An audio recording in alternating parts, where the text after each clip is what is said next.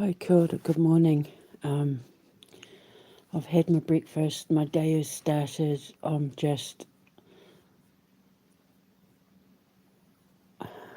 a, I'm having a rest day today because so much has been going on in the last few days. I need to take stock of it all. I need to brace myself for what is coming because stuff fired off yesterday regarding after I had that Virgin Mary dream, and it's freaked me out a little. I'm not scared or anything like that. I'm bracing myself. I'm nervous because after she made me take that leap off the top stair, after I left Odin and walked all the way up, and she said what she said, and I had to take that leap of faith off the top step, and I started flying.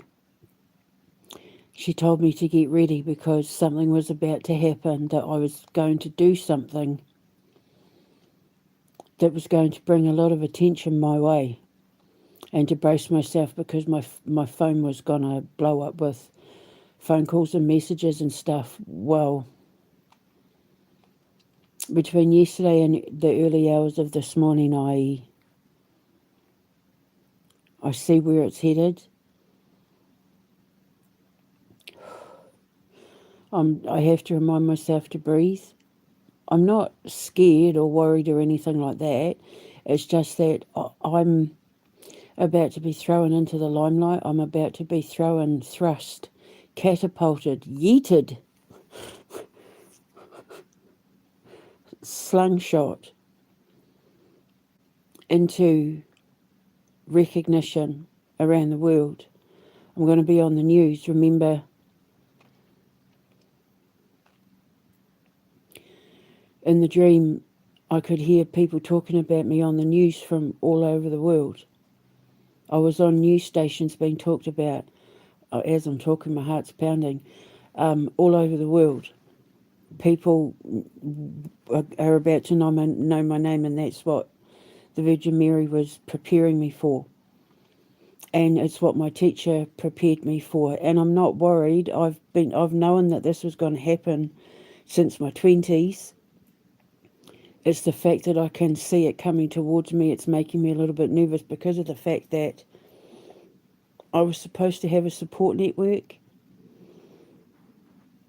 and I don't. I mean, I got my sister in that, but she's on the other side of the world. And I live a quiet life. I live a very peaceful, quiet life, and my life is about to become full on. I'm about to, hardly be home for a while. I'm going to be staying in a lot of hotels. I'm going to be interviewed a lot. I'm going to have a lot of people, a lot of noise, a lot of photos taken. People wanting my autograph, people wanting selfies, not being able to go anywhere without people knowing my name. And remember, she said that when I build my school will become a pilgrimage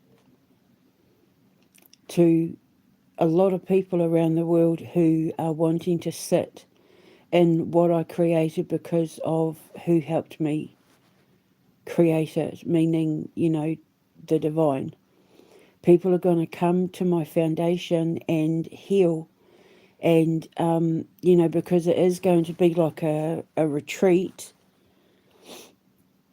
I'm going to have chalets and hotel rooms and campsites and all that sort of thing. It is going to be like a retreat where we've got the wellness centre where you'll be able to come and watch movies and listen to concerts and all that have all been biorhythmically infused. And if you listen to my live yesterday about my work with Nikola Tesla, my work is biorhythmically infused. You can pick apart all the ingredients to my things and think, oh, yep, we can do that, but that's none of the ingredients are biorhythmically infused because of the ingredients. It's me. I'm the one that makes it biorhythmically infused. I am the dendrolite. I am the battery of the dendrolite. I am the Tesla coil.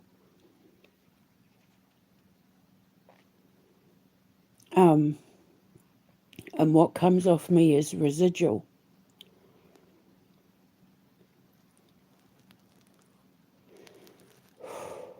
My heart is pounding because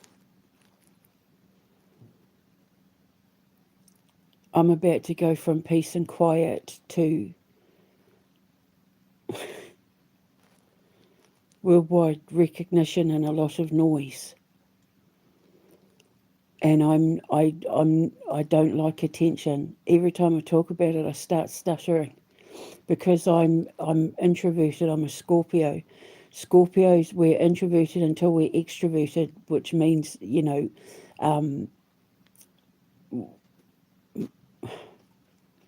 we'll put ourselves out there around the right people.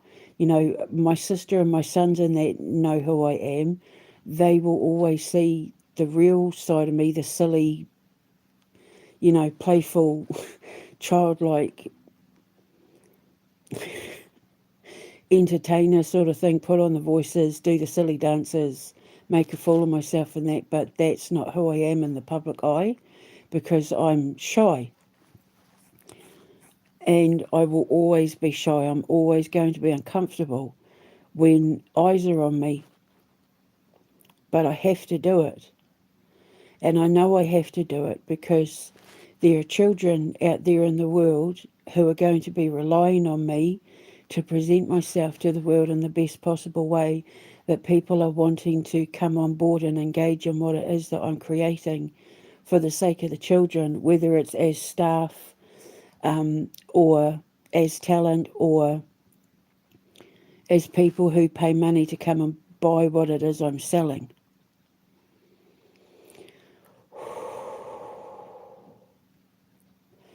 And I thought I would have someone there with me to hold my hand.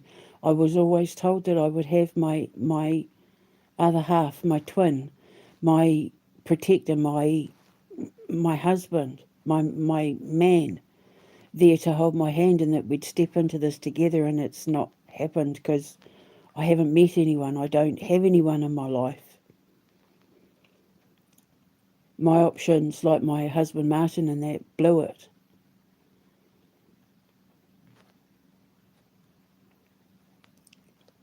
All the options blew it. They screwed up. They were unfaithful. They were disloyal. They were abusive. They played games. They just went up to scratch. They weren't on my level. And all I want, I said to my son yesterday, all I want is a best friend who's on my level, who has the same, morals and ethics and standards and all of that I have. And I said I've just given up thinking that there's anyone out there who's just like me. But according to the Virgin Mary, that's not the case. That sounds crazy, but that's what she said in the dream. And after I posted that dream, everything, yesterday was quite the day, quite the eventful day.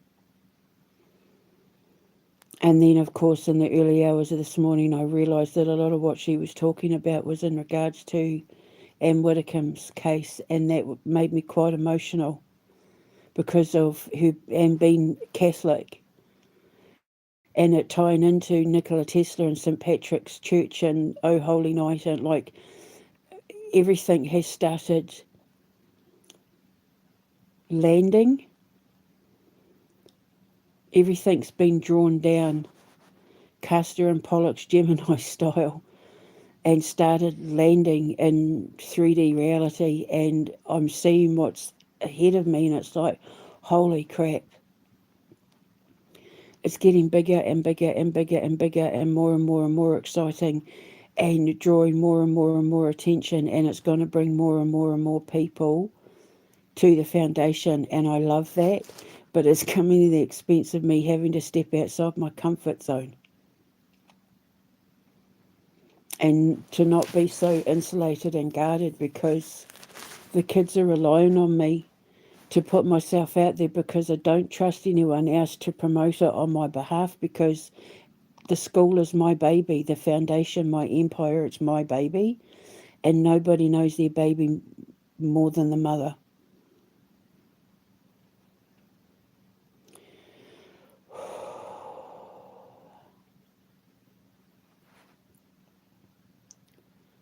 I was right about everything. I have been right about everything. And now the proof I was right about Anne's murder, that was quite a lot to take in. And I have questions about that in regards to the doorbell footage. I can't remember the dream I had, but I know I woke up questioning, was her door camera footage messed with, doctored? Because at first they said he came through the kitchen door. She had the back door to the kitchen open, but then they said he came through the front door, which, remember, she said the confrontation started in the living room, and her front door, you have to go through the living room. How did he get in the front door? Because they said her kitchen door was open, and that he came, but then they said he came through the front door. And if you look at photos of her house in the front door, it wasn't kicked in or anything, which would mean if he didn't have a key and it wasn't unlocked, she let him in. So there's a cover-up, and now I know why there's a cover-up, because of what came out that I posted this morning. And there is a cover-up. And I even said that there was going to be a cover-up. And they tried to blame it on Russia. And it ends up having nothing to do with Russia. Because, they said, they found communist propaganda on him and Russian material and blah, blah, blah. And I said, I said in my investigation, but Russia's not a communist country. Keir Starmer's the communist. Keir Starmer's the one that went to communism camp. And then it turns out it was all to do with like child welfare services, and she was speaking up against the part of the government that stops fathers from seeing their children, and like robs them of their money and throws men in prison because they're fighting to see their children, and parental alienation and all that, which I can 100% identify with. So then I understood why we were all fused together and why I saw her with that choir wearing the gown, and Nigel Farage pointing and saying that my daughter was outside the window, like pointing to the rose and saying, that rose is yours. The rose is my daughter. The one I'm hoping to have. I know I have another baby in me. I just know it, even at 53. But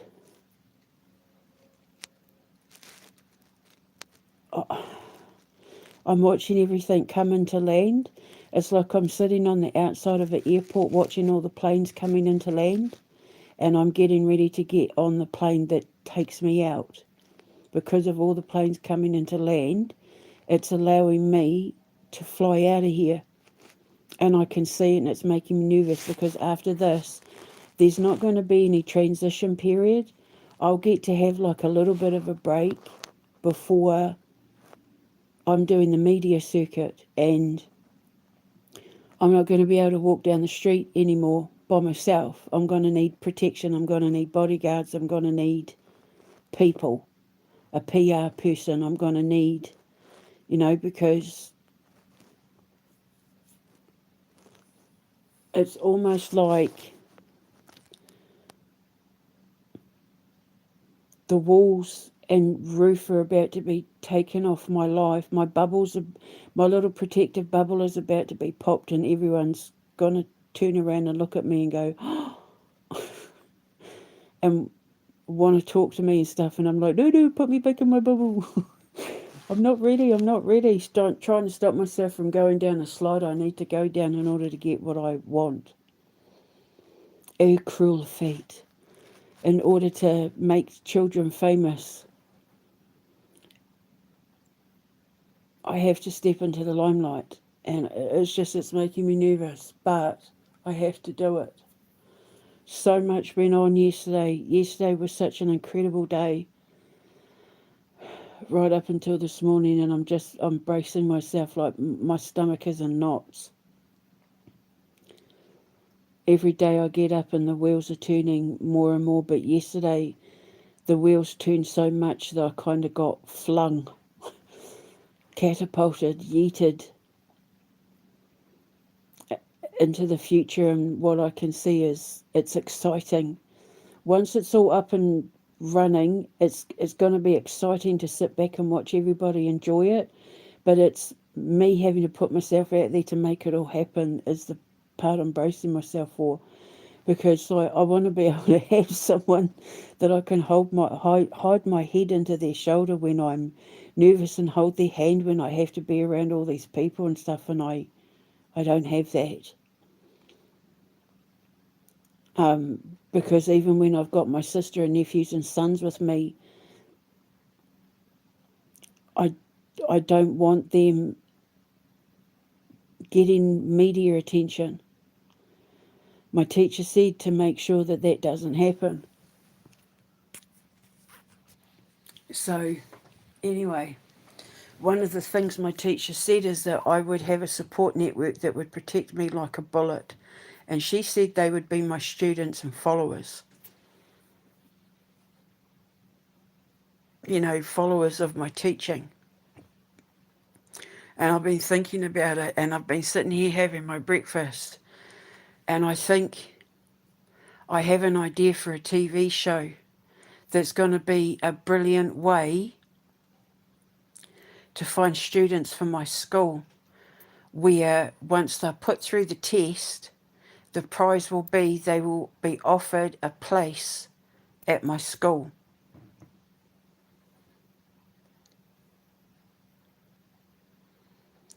And it's going to be like X Factor, but for the occult. So I'm going to invite paranormal investigators. I'm going to invite psychics, mediums, witches, alchemists, shamans, people who think they know the occult, people who think they know what they're doing, people who do spiritual work, or, you know, do God's work, or do the paranormal work, or whatever their field is, whatever they think they're good at, and put them to the test, where they'll have to do various things. And then the people that I want to bring on board as my teachers, and I will put them through the tests. And each week we'll pick like the best, and then all the ones from the series who are chosen to be like the best in each episode will then, do you know what I mean? Then they will be put through the final test to pick the best student out of that. Now, it's going to be like a double-edged sword, because if they lose, they're going to be exposed. But if they win, they're going to be known all around the world for being one of the best in their field. Because then we will take them and we will give them a placement within the school, where they will learn and train with the rest of the students that my teachers and I handpick. But it will make for a great show, because we can do everything from, we'll do live seances and live Ouija boards and live paranormal investigations, and we will set it up in a way which will either expose them to be frauds or expose them to be 100% gifted in their field. And not necessarily frauds, although I do imagine there's going to be some people that think they can come along and try and trick us, but more that they're not ready to be engaging in this industry. And we'll do everything from working on urban myths and legends, unsolved murders, talking to the dead, working with the God phone.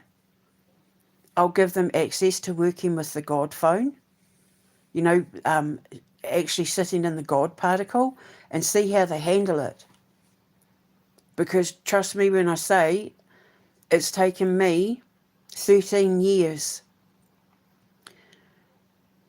to be able to withstand the God frequency, the atomic frequency.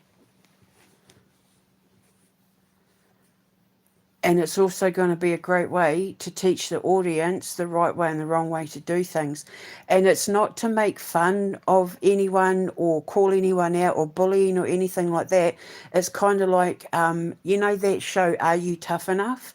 Where it was taking people who ran marathons and triathlons and, you know, people in the fire department and police department and the military and all that. Are you tough enough to withstand the SAS training? It's basically like that. It's a SAS competition for the occult.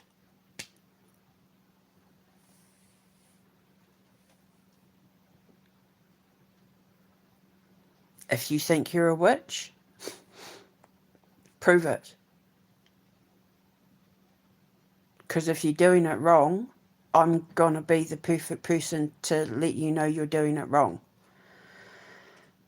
We'll bring science into it. We'll bring psychology into it. You know, it's going to be, there'll be like emotional roller coasters, because some of these people are going to be triggered into having ascensions.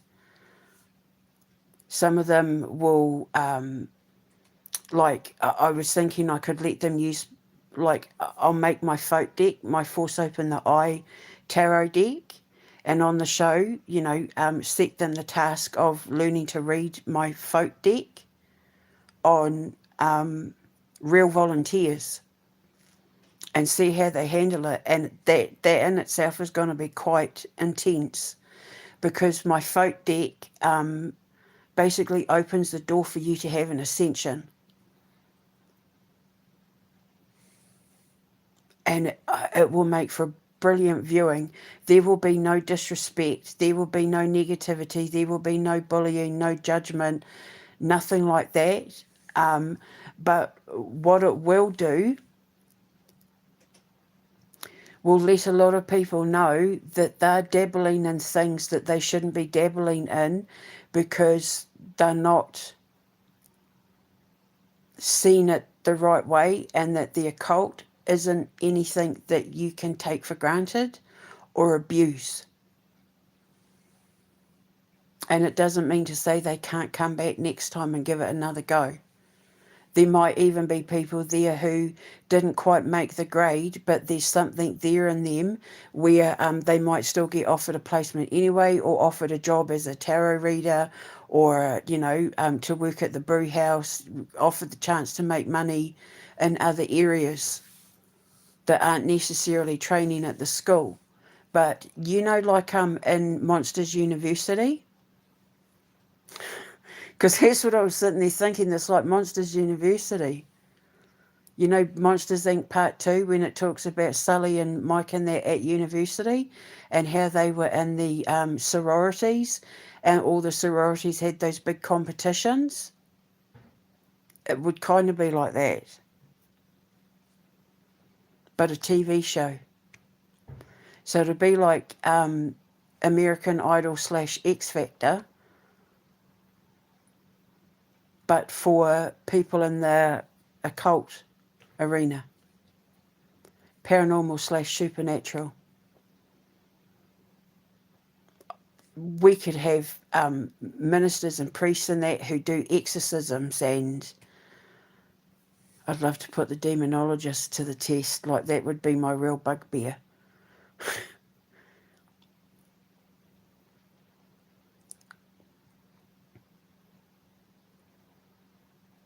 So, yeah.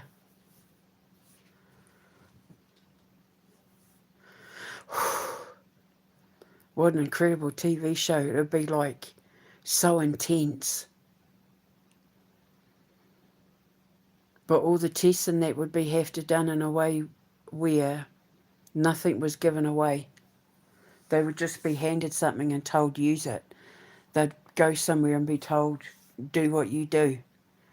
And then we'd sit back on cameras and that, hidden cameras and that, and watch them.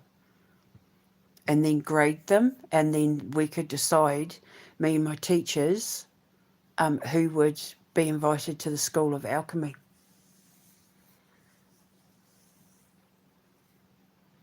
How exciting. So, yeah, quite exciting. Be quite a way to make a TV show. And, yeah. So anyway, my heart's pounding.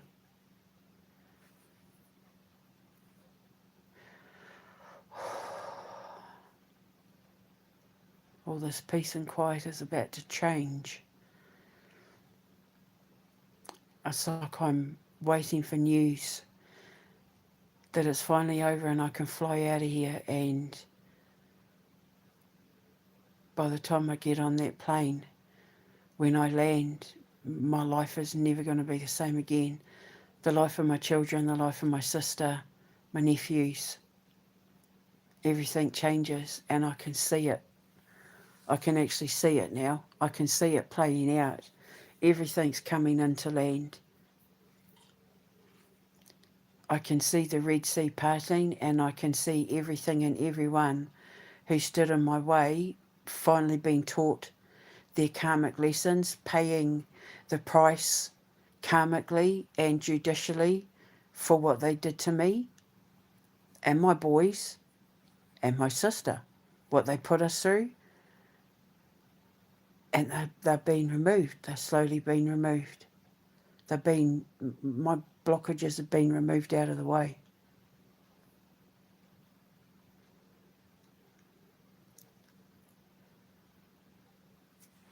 And my one wish is that please let me be there before the leaves change. We're in August now. I've got to save up the money to get my passport because my passport expires next month, so I'm running out of time and I'm getting nervous. It's like, if we're going to do this, we've got to do it now. Or,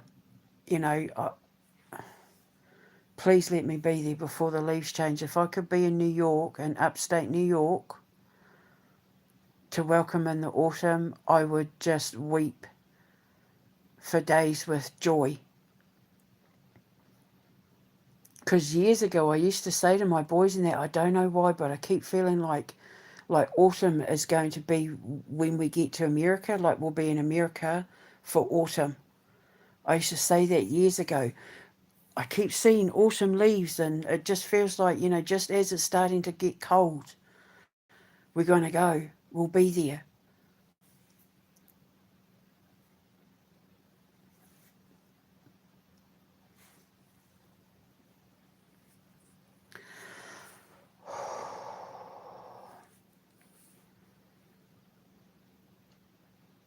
My teacher always said everything would change overnight. I'd go to bed at night and wake up in the morning and my life would never be the same. And that my compass would be pointing east. And of course, New York is the East Coast. So anyway, I'm going to go. I'm trying not to vomit because I'm so nervous. Oh. But it's exciting. It's exciting, but at the same time, I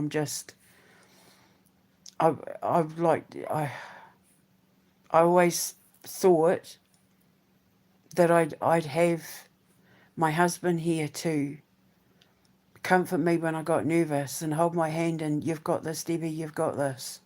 But he ended up being one of my biggest obstacles. So one good thing about when I get to New York is that I'll be able to apply for my annulment. I'll have to face the prick in court in order to wipe him from the history books. But I have a lot of proof that he made my life a living hell, especially with hacking, the whole Yodok Cello thing and hacking my Facebook. And I've got all the proof and evidence that he stalked me and hacked my life and slept with a pedophile and a child groomer and teamed up with my students and my husband and that too, my ex-husband, to make my life a living hell. So I have no doubt that I'll get my annulment. I just don't want to have to see his ugly face. I don't want to have to look at him because he repulses me. But then it means I only have 2 marriages. I want to get him off me. And I need to do it. And where he doesn't, I think he actually, under New York law, he's supposed to have been paying me money. And we never consummated our marriage, so that would help as well. But he will not be getting a single cent from my lawsuit. So I'm going to have the best lawyers money can buy. And we're going to mop the floor with him. Because I need to make sure that he's not going to make a single cent.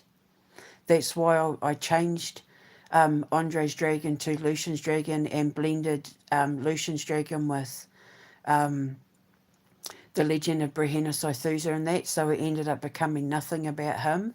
And then I have the proof that that story was actually based on quantum magnetic science, because there's so many parts in that storyline now that actually manifested in real life, and I have evidence of it. That the Lucian's Dragon is a book of alchemy. It's a book of physics. It's a real book that holds scientific evidence that my physics is real. And I changed the beginning of it, so because the first chapter was about him specifically, but I changed the first chapter to talk about the birth of Brehena Saithusa when she is born from the dragon's gem in the pits of fire, and how she flies with her wonky wing, and her father, King Dragon, encourages her to, keep flying to strengthen her wings and all of that sort of thing, and she's picked on and bullied for not flying straight, and then she ends up becoming the gold dragon, the North Star Dragon, the highest, most exalted dragon in the totemic scale. The cosmic egg is the dragon egg, and dragons don't lay eggs. They lay gems. They come from gemstones, like diamonds and rubies and all of that, firestones. So the cosmic egg lays the dragon. Which comes first, the dragon or the egg? But it's not technically an egg. If you look at the cosmic egg, it's not technically an egg. It's a gemstone. So, yeah. So that's the start of Lucian's Dragon, and then it goes into how she meets Lucian, how Lucian and Aithusa, Brehena Saithusa's, because Brehena's just means queen, how their 2 paths meet, because I had to tear everything down and write it again to wipe him out of the story, and why I had to rewrite the algorithm for my dating app Spellbound, because if he tried to make money from the original, I can sue him, because it's my story and it's my copyright. So it's to make sure that he can't lay claim in our divorce or during our annulment. He can't lay claim to anything that I created, because he won't be getting a single dime. But I know that under New York law, he was supposed to be paying me alimony. because I was relying on him to be the husband he was supposed to be, and he wasn't. And when he got out and started making all that money, he was supposed to be supporting me, and he didn't under New York law. In fact, he made my life a living hell. So because I've got all of that against him, I'm just going to say I don't want a single cent from him. I just want him to sign on the dotted line and let me walk away. And then we can pretend like none of this even happened. Because I'm not taking anything of him or Chris with me into my new life.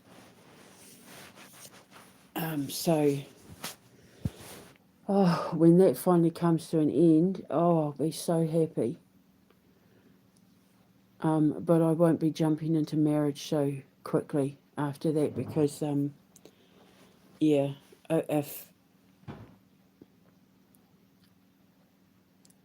if I can't find a man who's my equal, then he's beneath me. And I just mean from a moral, ethical, I just, like I said, I've given up thinking that there are men out there who are loyal and faithful and honest and dedicated and have morals and ethics. And it's not that I've given up on dating and that, it's just that I have no interest in meeting men online.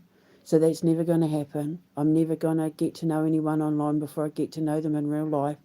I said to my son yesterday, if they can't take me out on dates, if they can't turn up on my doorstep and take me out on a date and sit and watch movies with me at the theatre or in my home and sit down and have a meal with me and have a cuddle at night and wake up 2 in the morning and that, then I'm not interested. I've learned my lesson.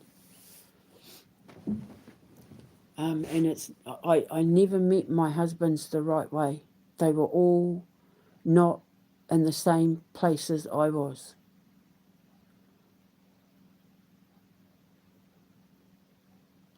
So, yeah, so that's one good thing is when I get to New York, the first thing I'm going to do is get divorce lawyers and they can eat him alive in the courts. And it will be on public record, his connection to Epstein, his connection to pedophiles and groomers. It'll all be a matter of public record.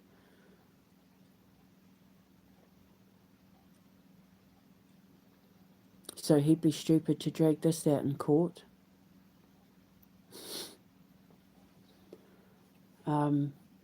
Because being a Latin king as well, being known for that sort of thing, is basically putting a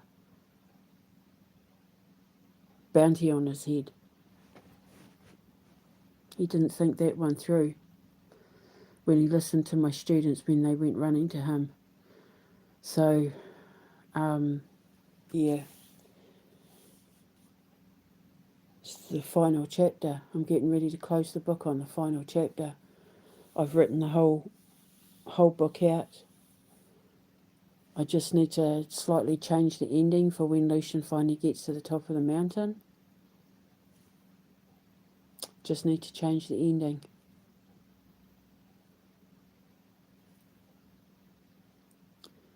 So it's all coming together and I'm getting very nervous.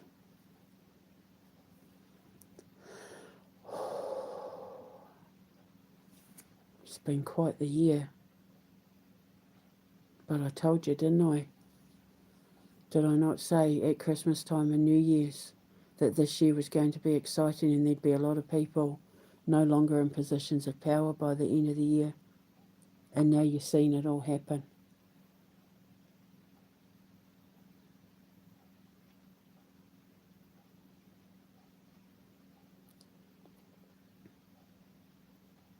Right, so I'm going to go. It's just a lot to take on board. So much is changing so fast, but it's a good thing.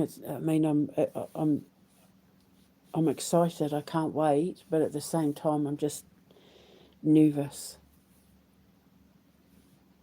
because it's like it's finally happening. It's finally real, and there's no more doors to close because everybody who had to be let go of has now been let go of. My son asked me a question yesterday, do you have a friend who's like this and like that? And I said, I don't have any friends.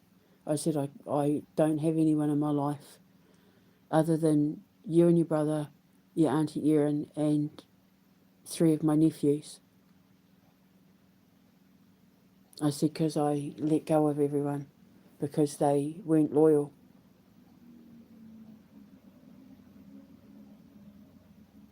They were only in it for themselves, for what they could get out of me. So, yeah. And I prefer to keep it that way. But my teacher had said to me, when she told me about the ancient prophecy, and that the people who came up against me would become the most hated people in the world, that's already starting to happen. Elon Musk and Donald Trump and all of that, it's already starting to happen. People are making videos where they're literally calling them the most hated president, most hated man in the world. She said to keep my circle small. Only give loyalty to those who are loyal to me. And that's my sister and my sons and 3 of my nephews out of hundreds of people.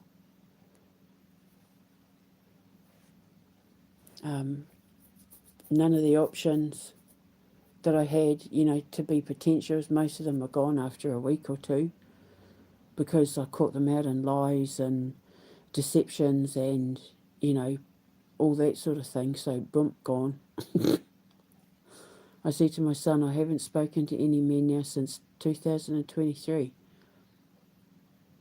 2 of them ended up being the same person. I'm not going into it, but 2 of them ended up being the same person.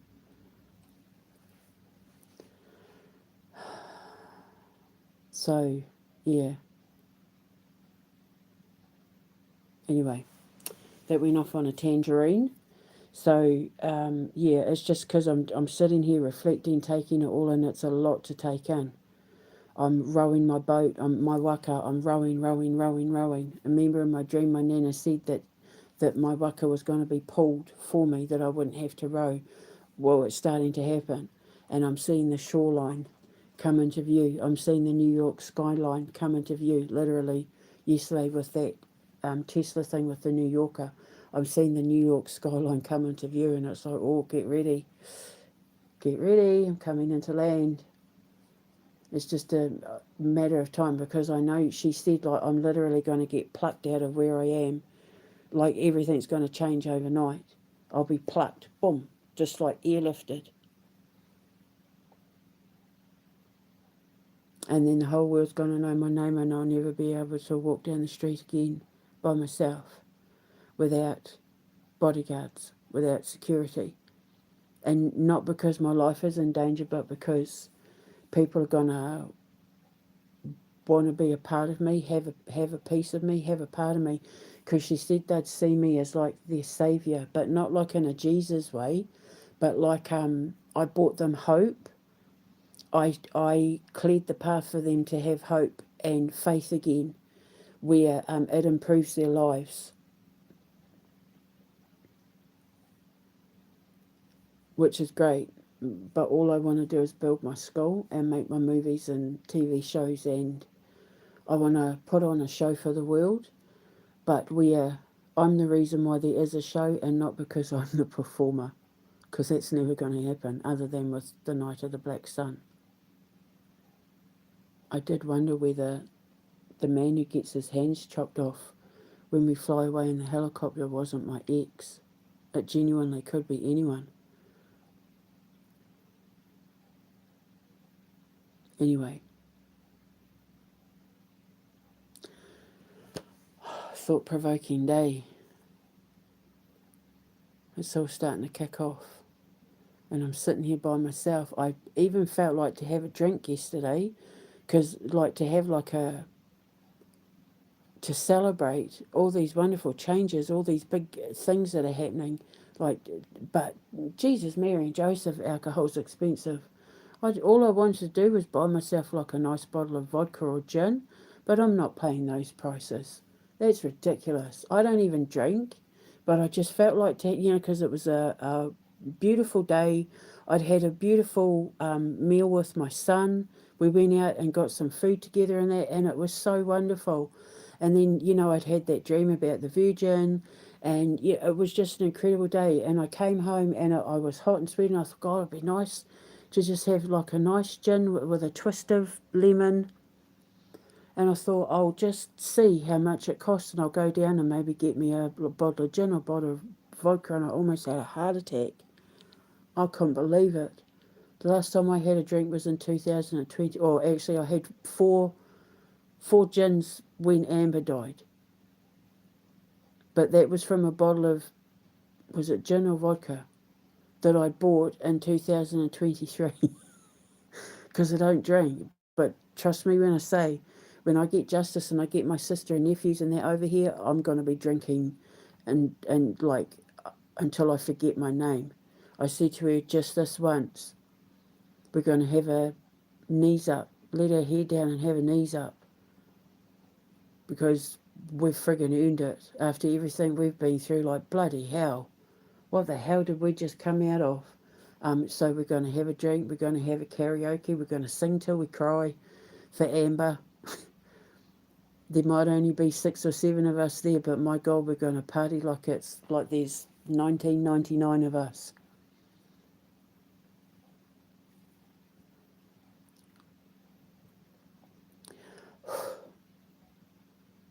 Right. So I'm going to go. I need to steady my nerves.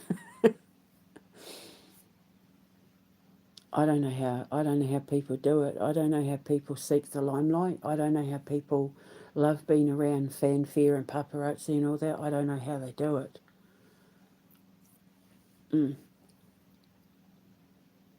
I'm happier in the underworld, hiding under my volcanic rock. Typical Scorpio. Unless I'm around the people that I love, in which case, I'll put on the show, but that's behind closed doors, and this isn't going to be allowed to be behind closed doors. But this show that I've come up with the idea for is going to be exciting. And then if I can recruit paranormal investigators to do it the right way and show them how to do it the right way, then when they go out and make their shows, they can do it the right way. And then they can help me close everything down and shut everything off and cleanse everything and, So, okay, so I'm going to go. I'll speak to you later. Have a beautiful day.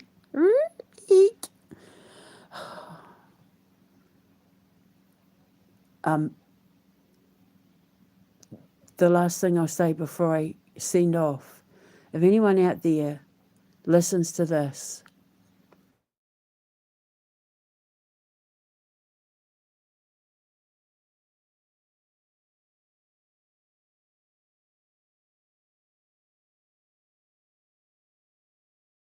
in death, she didn't stop fighting for justice.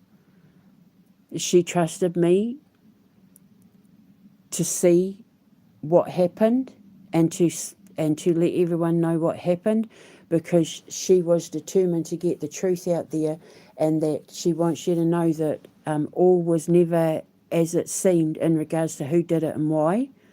And so I got there first. And she hasn't stopped fighting even in death. And for her friends and family to know that she's with the Virgin Mary. She's exactly where she deserves to be. Her judgment came very quick, and then she was received into the arms of her Blessed Virgin Mother. I said, between the Virgin Mary, me and Anne Widdecombe, we were 3 different kinds of virgins who kicked the ass of misogynist narcissists.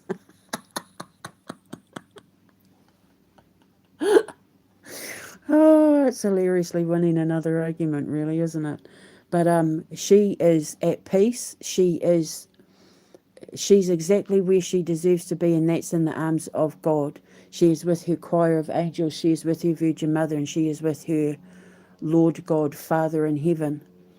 And I've proven it. I've been able to give you direct proof using the God particle, the God phone as I call it, as documented evidentiary proof from when I first got access, was allowed access to her codes, her phone number, so to speak, to the dream I had where she was sitting in that cathedral with the King and Nigel Farage.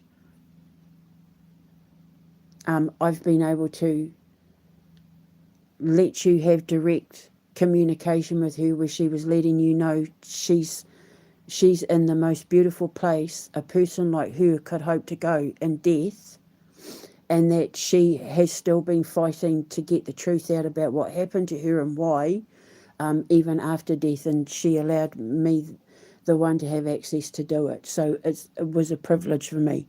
And then because of that, the Virgin Mary was letting me know, get ready, because this is about to kick off, and when it kicks off, your phone is going to blow up and people are going to want to be a part of what you're creating. They're going to want to interview you. They're going to want to know your story. They're going to want to write about you. The whole world is going to know your name, so get ready. Before she made me take the leap of faith and step off the top step, which is what I did when I put all the stuff up there about 3Mobile and all of that, because of the massive surge, the massive outer, the science speaks for itself. Anyway, right, okay, for the millionth time, I'm going to go. The fact that my phone played up when it did proves that whoever's listening didn't want me talking about Anne, which also means I'm telling the truth about what happened to Anne, because they give themselves away. You know, devils and demons always have to announce themselves in the presence of God. And we're in the presence of God's mum, of Jesus's mum. She's like Lady God, Girl God. Have a beautiful Saturday. Mwah.